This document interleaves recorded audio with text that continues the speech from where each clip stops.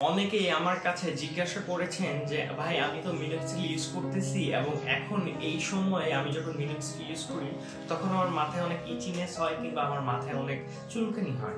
সেই ক্ষেত্রে আপনারা দেখবেন যে এখন ওয়েদারটা হচ্ছে উইন্টার, আর উইন্টারে আমাদের হেয়ারটা এমনি অনেক রাফ থাকে, এমনি অনেক ড্রাই হয়ে যায়।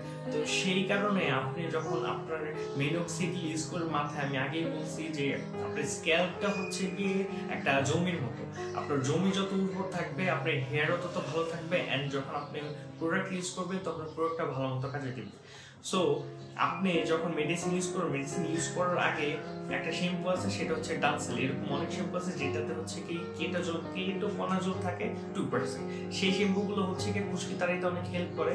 বাট রিমেম্বার, আপনি যখন শ্যাম্পু দেবেন শ্যাম্পুর পরে অবশ্যই ভালো একটা সালফেট এবং প্যারাবেন ফ্রি একটা কন্ডিশনার ইউজ করবেন, যাতে আপনার হেয়ারগুলি হচ্ছে কি প্রলেপ দেয়, যাতে হচ্ছে আপনার হেয়ারগুলি প্রবলেম না, ক্ষতি না করে।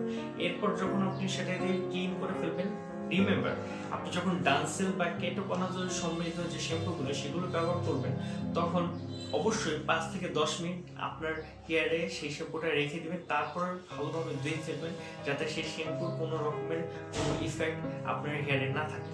সো অনেকেই কি করে যে শ্যাম্পু তো দেয় সাথে সাথে ধুয়ে ফেলে, ভাই এগুলো করবেন না।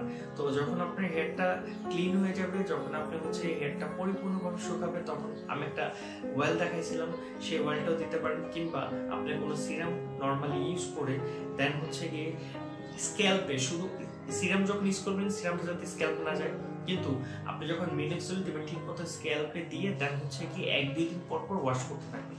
এইভাবে হচ্ছে কি মিনোক্সিল দেওয়ার নিয়ম। শুধুমাত্র মিনোক্সিল দিয়ে কাজ হবে না, vitamin and habits, good habits obviously needed. Peace.